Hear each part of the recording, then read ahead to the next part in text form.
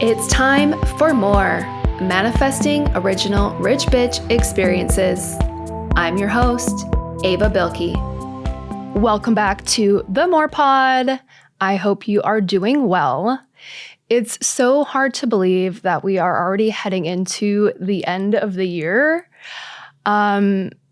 It seems like we just blink these days and time passes us by. But that said, we are heading into the end of the year. Something I always think about when we get towards the end of a calendar year is where I want to travel to in the year ahead, right? Because we always need to be planning things, giving ourselves things to look forward to. At least I do. So today's episode, I'm super excited to share a travel talk with you. I recently had the opportunity to go to San Francisco for a weekend, had an amazing time, and I want to give you the rundown in case San Francisco is somewhere you're considering traveling, either for the holidays this year or perhaps in 2026. It's a really great city. I've been there a couple times, but I would say this is the first time that I fully enjoyed my experience. And so I feel a little bit more informed and ready to kind of give you the rundown if this is somewhere that you want to go. So with that, let's just get into it. Obviously, San Francisco is one of the most iconic cities in the world. I feel like when you speak to non-Americans, San Francisco is one of the cities that they can name, right? Either they've heard of San Francisco, they want to visit, or they have visited. I feel like globally speaking, it's definitely an incredibly popular spot to visit in the United States. That said, I really hadn't gone to San Francisco until I moved to the state of California.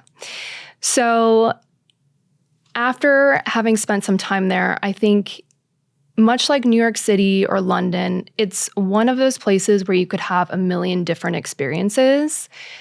And the great thing about that is it creates endless opportunities, right? Like the way I experience a city is different than the way you might experience it. And I think that's really cool. I also think it presents a little bit of a challenge in terms of identifying where to go, what to do, where to stay, where to eat. Because when you're talking about a city of this scale, there's just so much. And oftentimes there's a lot to weed through.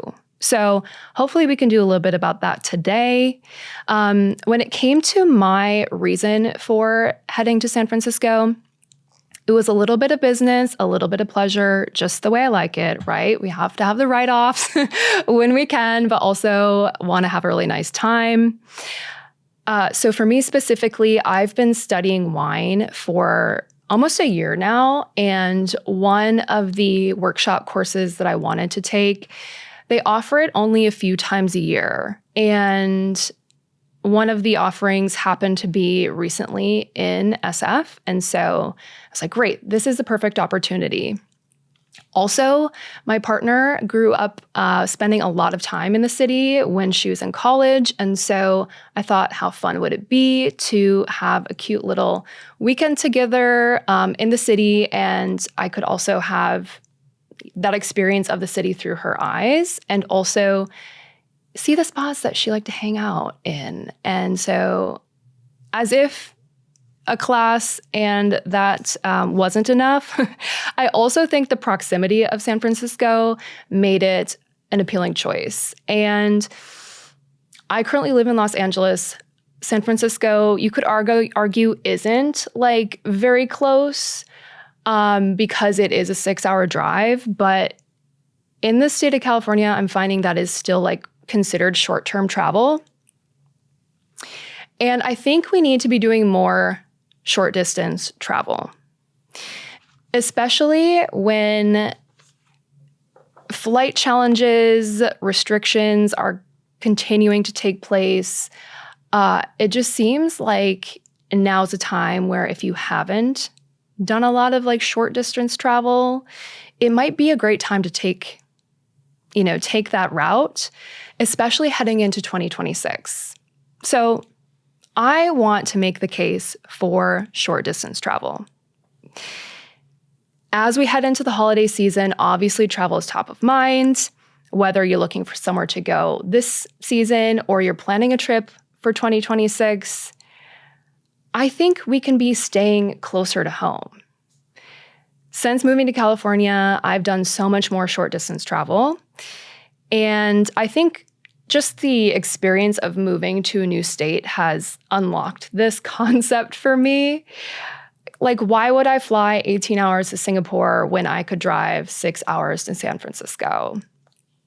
But I didn't always view travel this way. Growing up in Minneapolis, anytime I had the opportunity to travel, I wanted to go as far away as possible. Like Bangkok, like I'm so there, send me across the world. And I don't know if it's a mix of like kind of being eager to do a lot of international travel when I was younger, paired with just being like totally kind of tired of where I grew up. Like that, that very well could be the reason why I was so interested in long distance travel. But I think that there are a lot of opportunities in our own backyards. And I think now it feels like a really nice time to kind of like take a look at that. I definitely regret like not taking the 3-hour road trip to Duluth from Minneapolis when I lived there, things like that. And so as we plan our travels for next year, I think that short distance travel should be at the top of your list. I encourage you to consider some options near where you live and even challenge you to explore it, because it doesn't have to be complicated and we don't have to go to the other side of the world just to have a new experience. But I'm also not saying we shouldn't do that either, right? So with that, when it comes to getting to San Francisco, for me, this was a driving situation where I had the opportunity to drive from LA to San Francisco. Again, it's about 6 hours. Not the best, but I have been spending more time on the roads. And so I find that the road trips are getting more familiar. But if you choose to fly, obviously you just fly into SFO. And that's where the journey begins. I will say, driving into the city, it's really fun to cross over the bridge, see water, like smell salt air, and just sort of be in almost a more humid environment, if you will. That's something that I definitely miss about living in Southern California. It gets very hot, very dry. But the entry into the city is incredibly beautiful. And I feel like that is like the beginning of the trip, right? Like once you're crossing over the bridge, you're heading into the city, you're officially in San Francisco. When it comes to where to stay, this is where I had a little bit of trouble. And I feel like this is a theme. My last few trips, I have had a bit more of a challenge finding a hotel that I've really wanted to stay in that's both close to where I need to be or what I want to be doing, but also kind of like fits my personal vibe of what I'd like in a hotel. San Francisco is definitely one of those cities similar to New York where like there's tons of options, but you're going to have to weed through the options and you'll probably find something quite mediocre, or at least that was my experience. So the hotel itself, I'm not going to recommend to you, but what I will recommend is how to have a really cute and really chill couple of days in the city. So we drove into San Francisco on Friday night, and that was a nice way to sort of set ourselves up to have a full 2 days of Saturday and Sunday to explore.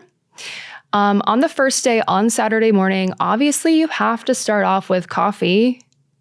So my partner and I went to Coffee Movement, and this was a basis for our day of adventuring in the North Beach area. So location-wise, we ended up staying in Nob Hill just because it was close to where I needed to be for the class and also close to some of the neighborhoods we wanted to explore, but really focusing on North Beach for the day one.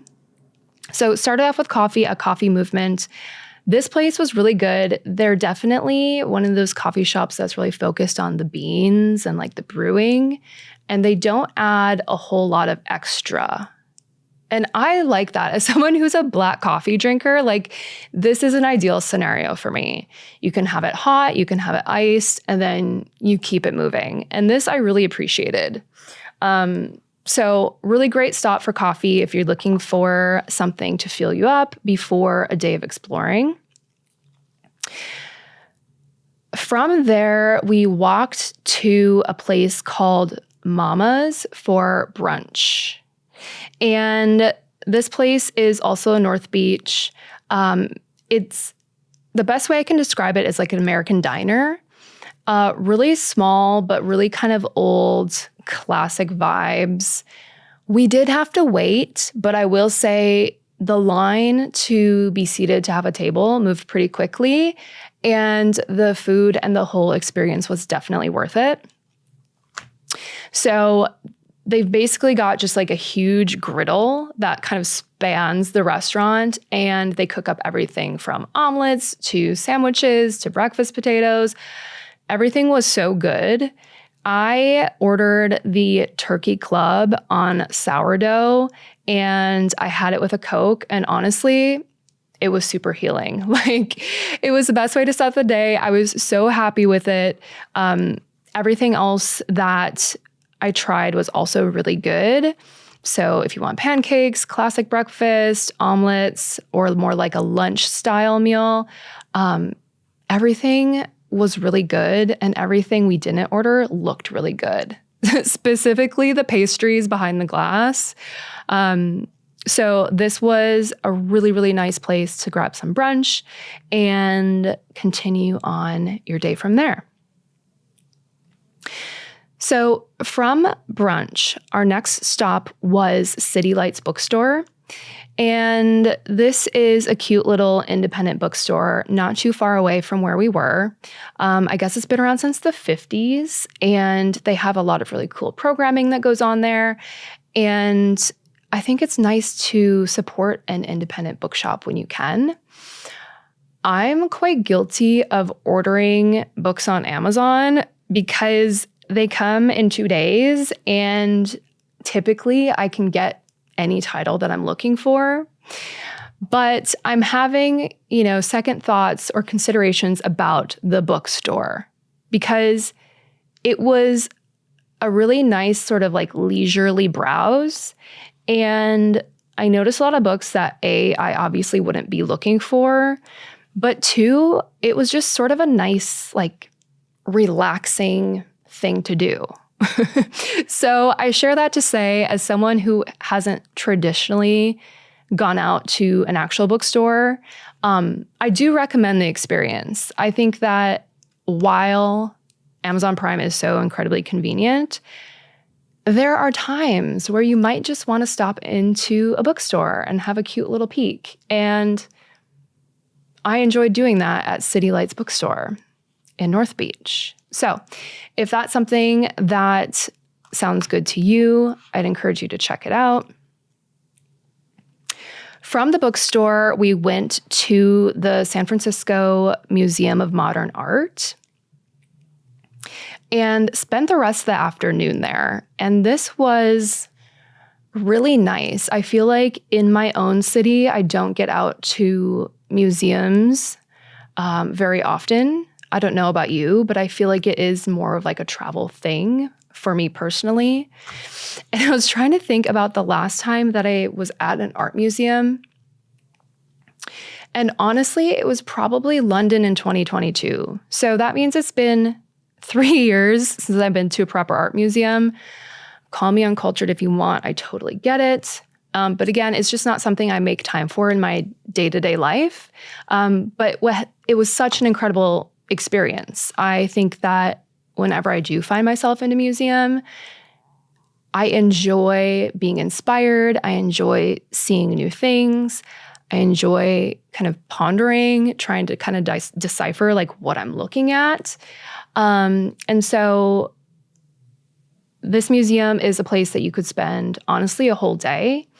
They have a great little cafe as well that had a very lovely chocolate torte because art requires chocolate, obviously, when you're done. And again, like this is something that I don't make time for in my daily life. And I think it's incredibly enjoyable. So it's like looking for these little moments while you're traveling to sort of expand your point of view, break out of the norm, like reignite your creativity. Highly recommend an art museum for that.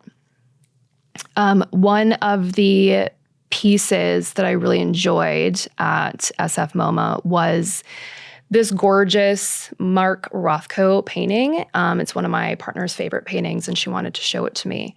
And so we spent a lot of time kind of sitting in front of it on a bench, just looking. And I had not been exposed to his work previously, Rothko. And it's quite an incredible experience to sit in front of an incredibly large piece of color-filled art and really just be kind of like sucked into it. I think on the surface, it's like you can look at something like that and be like, oh, it's just like some blocks of colors.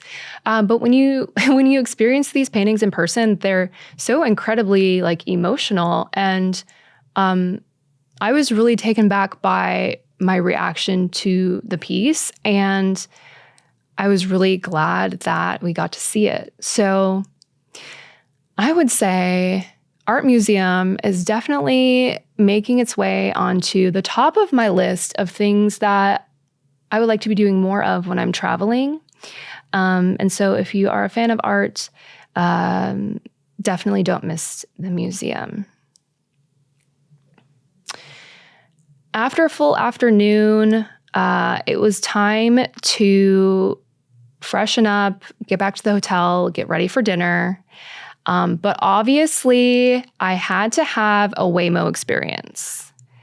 Now, baby's first Waymo ride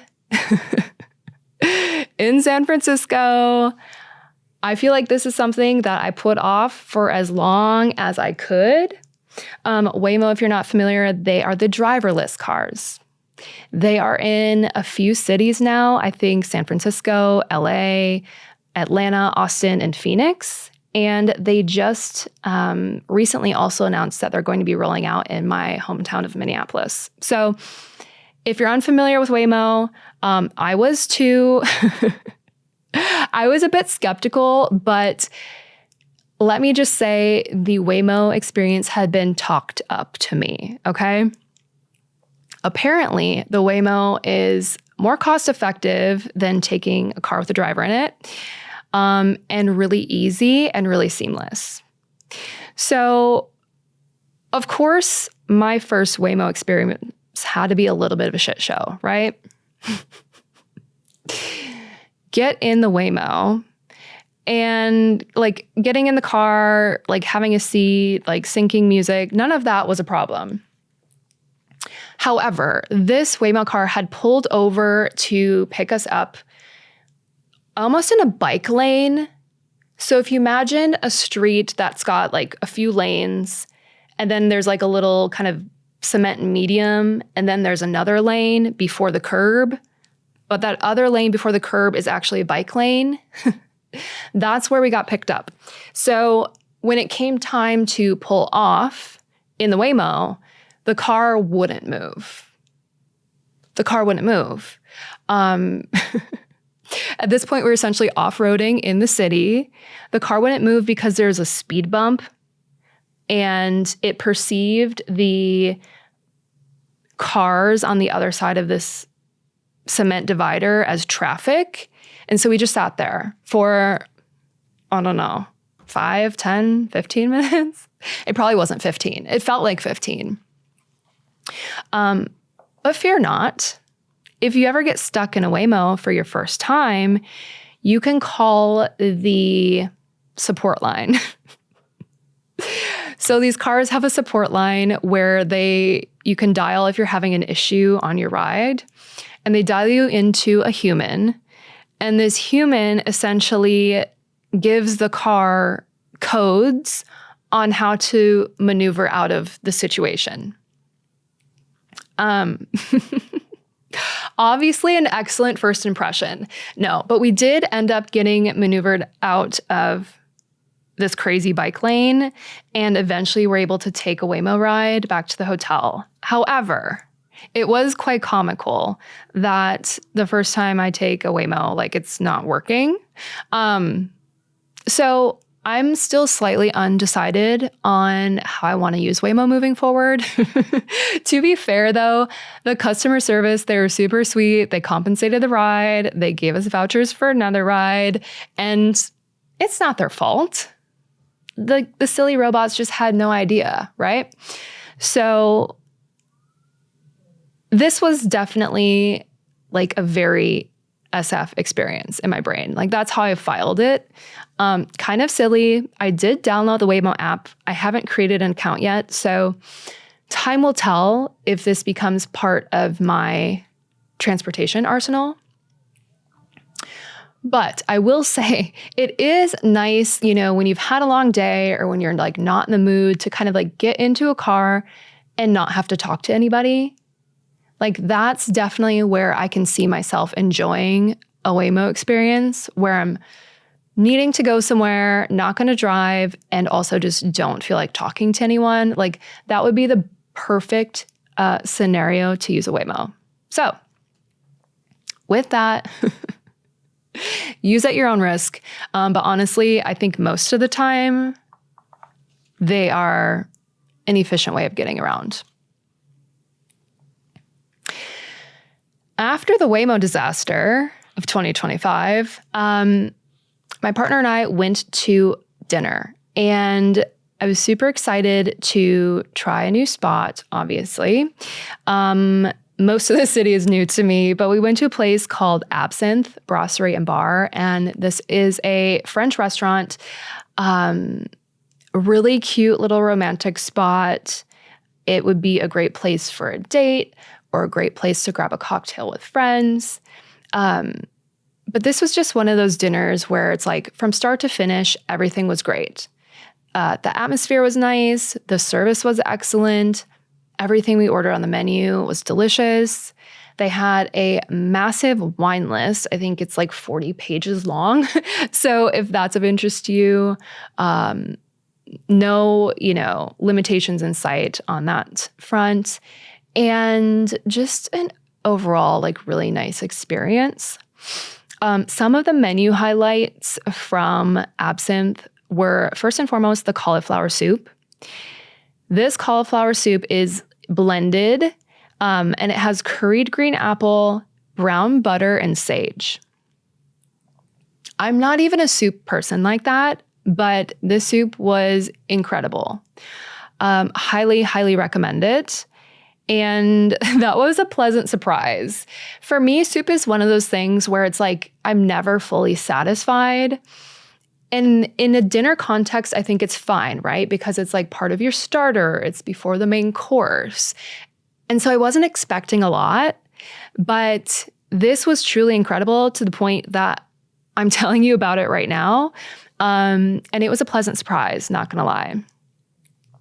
We also had the beef bourguignon, and this was definitely the main event. So cozy. I'm really into having like cozy meals as we head into fall and winter here, and this really fit the bill. We ordered it with a side of Yukon Gold potato mash. Seriously, it was one of those where I'm like, you can wheel me home now, like food coma in a good way. And topped it all off with a chocolate pot de creme. So like I said, literally start to finish, I feel like this was a 10 out of 10 meal. And so I would definitely recommend this spot if you're looking for a nicer dinner option when you find yourself in the city.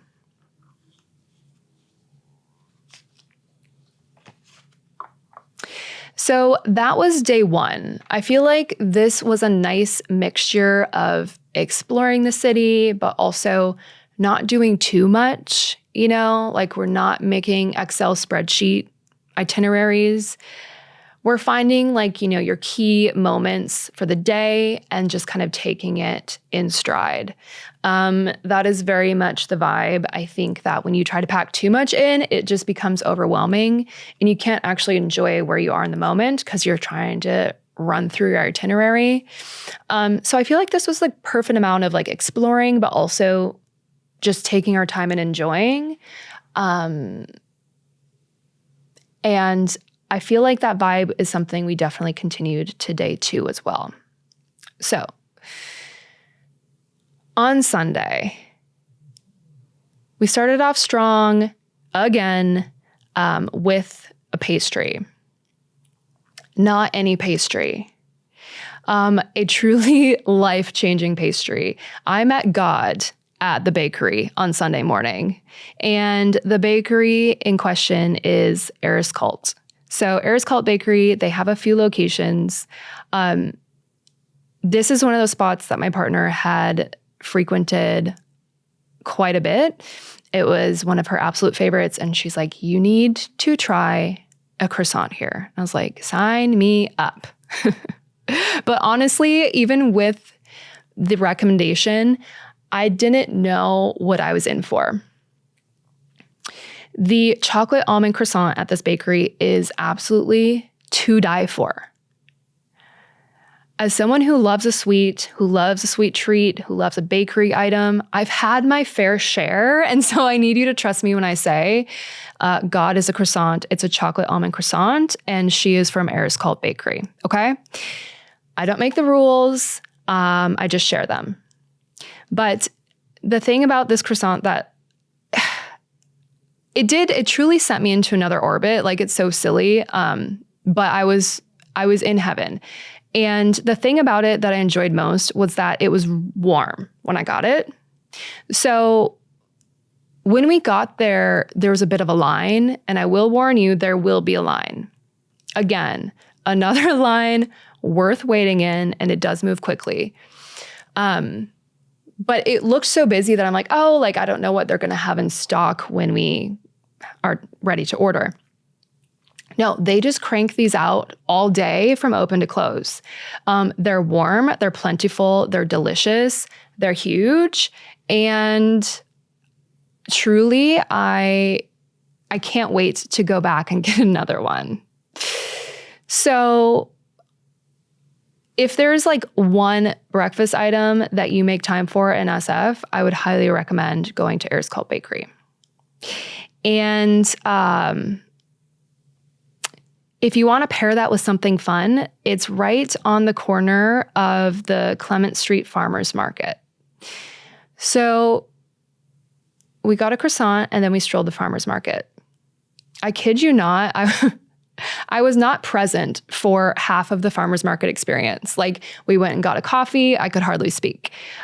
We were strolling, needed to sit down, have a table because I was seriously so obsessed with this croissant.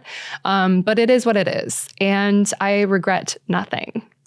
But I love a little farmers market moment, especially when it's not 100 degrees. We had really nice weather when we were there. I would say it was like 70 and sunny. So it was perfect strolling weather. There's a lot of great options at this farmer's market. All of your classic stuff, coffee, baked goods, more like lunchy type foods, florals. We got some really pretty hydrangea at a store like right off of the farmer's market. But there were tamales that were really tasty, and obviously tons of produce. But that's always tough when you're traveling, right? Because you're like, well, what am I going to do with 3 tomatoes in my hotel room? You don't. So I do really love a farmer's market moment. I feel like when you're traveling, you have to have a little more restraint. But again, so fun and just like a nice way to spend a Sunday morning. From there, we wanted to get a bit more of nature time in. And so we went over to Golden Gate Park. And this was my first time in Golden Gate Park. And I didn't even realize until after the fact, after I had been there when I was doing my research for this episode, how big Golden Gate Park is. It's the largest urban park in the city, and it's 3 miles long. And I think it's like a mile wide. Apparently, there are 24 million visitors a year that come to this park. To me, that's absolutely insane. But there's so many different things happening in the park. And again, I feel like this is a place just like the art museum where you could spend the whole day. We opted for a bit more chill version of Golden Gate Park, where we went on a stroll. We were sort of near like the Frisbee golf course area. Perhaps that's on a map somewhere. But that was definitely a bit more chill. So we walked a path around there. There's a pond. There's some cute ducks sticking their butts up. And then we just found some grass and just sat in the grass. Like, always needing to touch grass when I leave LA. And San Francisco was no different, but it was so nice. Like, I miss just kind of going out into nature and sitting in proper grass, you know? Like the kind that's green and smells good and like doesn't have scary stuff lurking in it.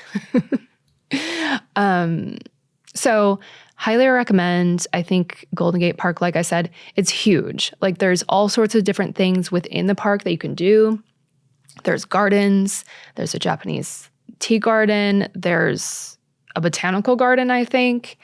All sorts of stuff.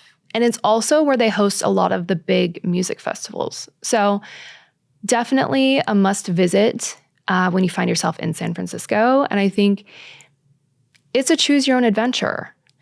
But definitely really enjoyable, and I'm glad that we got to have a little afternoon in the park. After fresh air, obviously, it was time to eat again. One of my favorite things to do is eat, trying out new restaurants.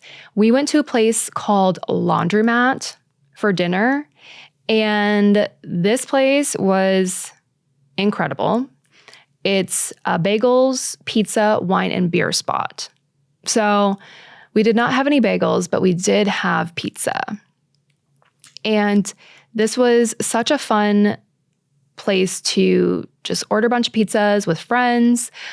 They offer gluten-free crust on their pizza. And for the vegans, they also offer vegan mozzarella cheese. So very friendly pizzas, right? Like, this is a place where if you have a lot of dietary restrictions, like, chances are good that you might be able to go and have pizza at the Laundromat.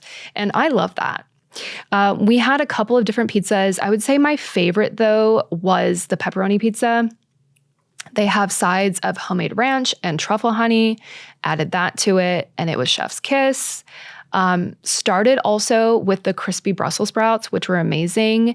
They had goat cheese, which is my favorite, and an apple cider reduction on them.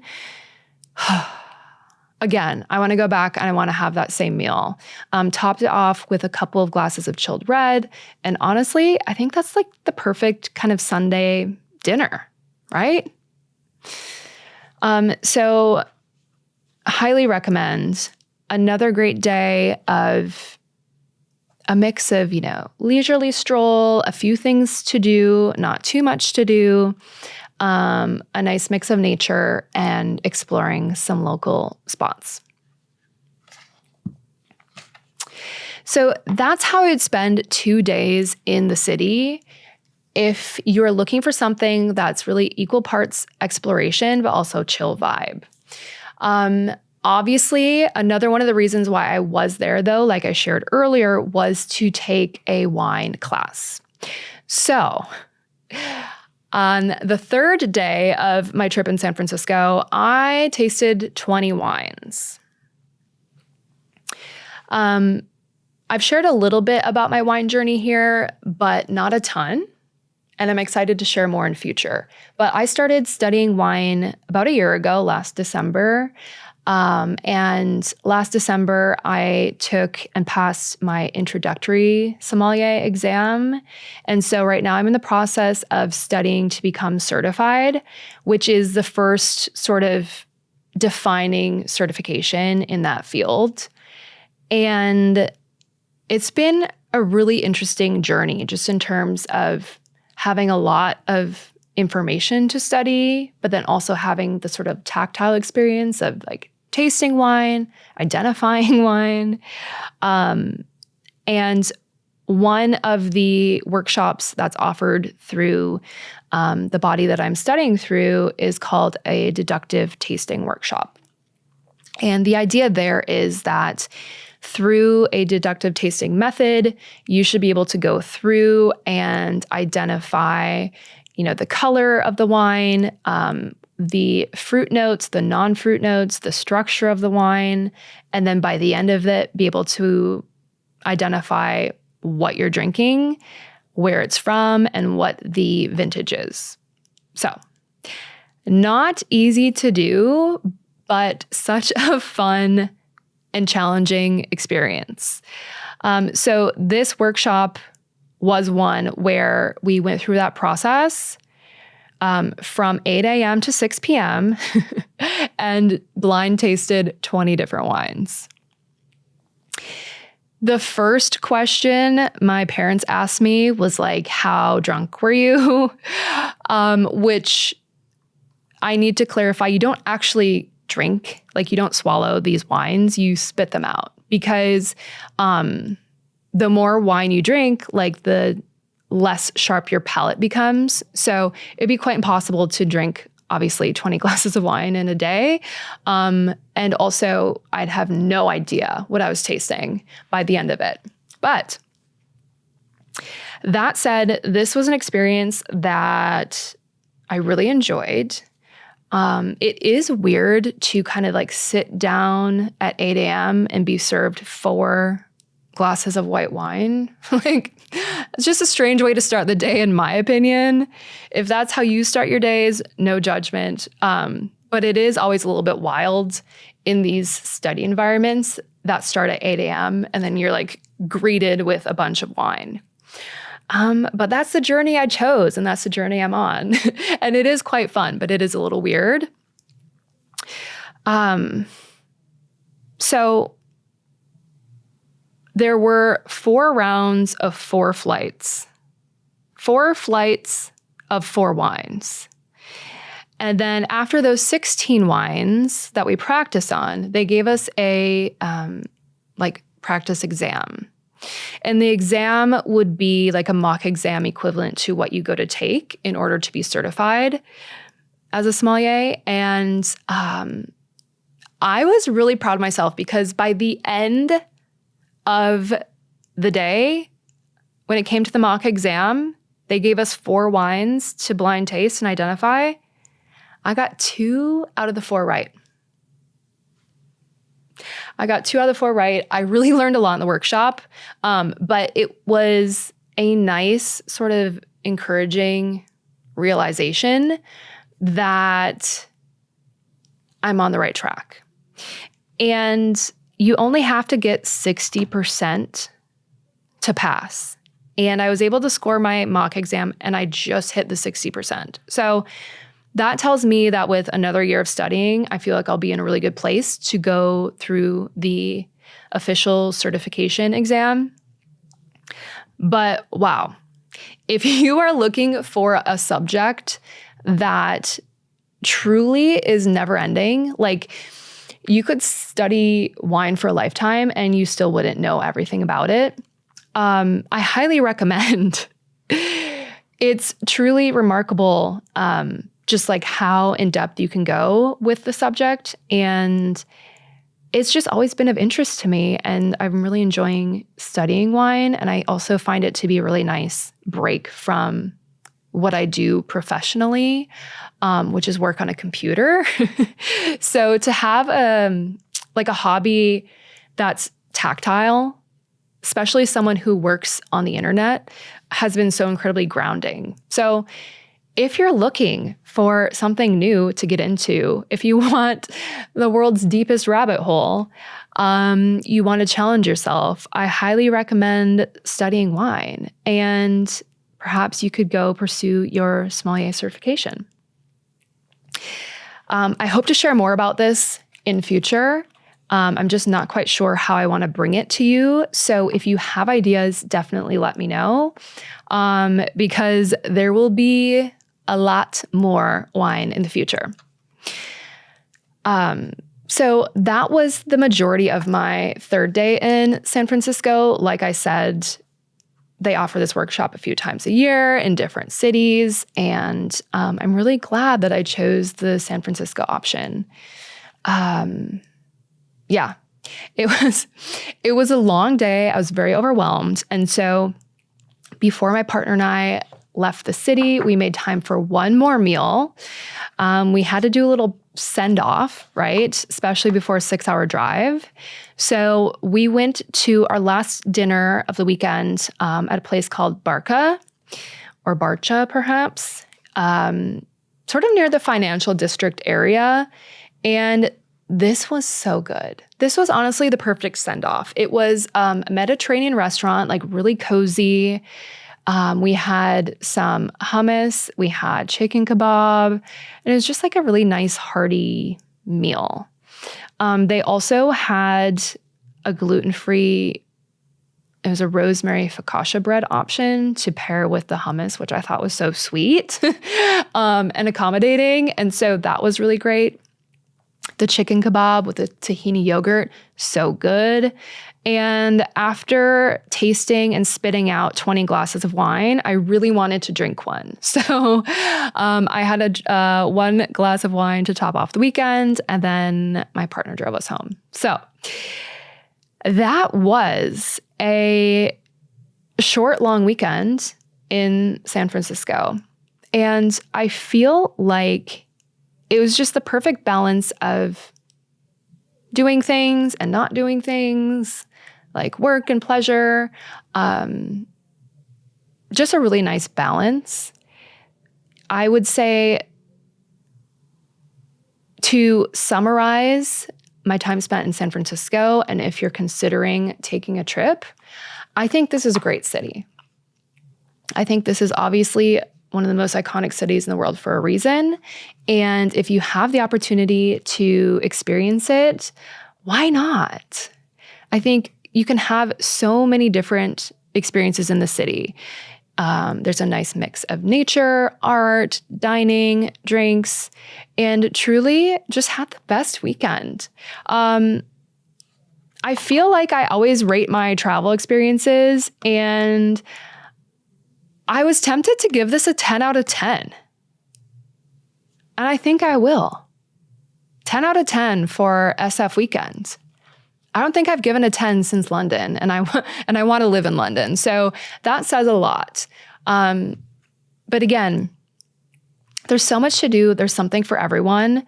A couple of considerations before you go. One of those should be weather. We happened to have really nice weather when we were in the city.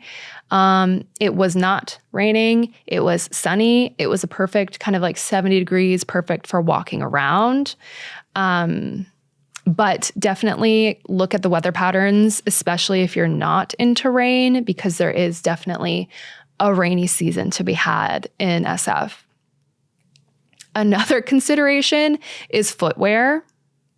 You'll be doing a lot of walking, and you might say, like, that's fine. I walk all the time, because that's what I told myself. But this walking involves hills.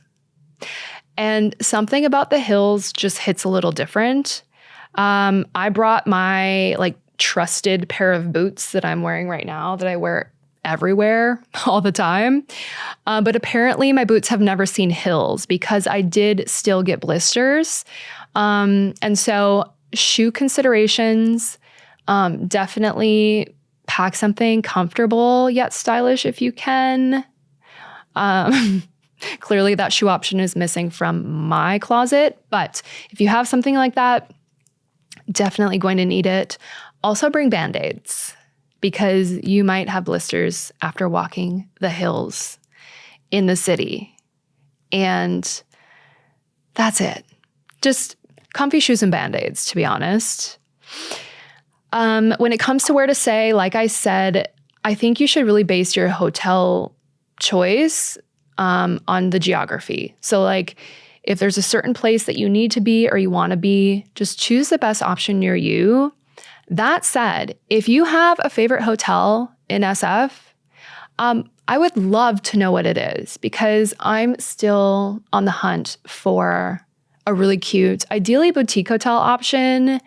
But I don't know, can't be too picky. Yes, we can. Cute boutique hotel options in San Francisco. If you have a favorite, I would love to know what it is because I'm definitely still trying to sort out the best options on that front. And then lastly, I would say just go at your own pace. I feel like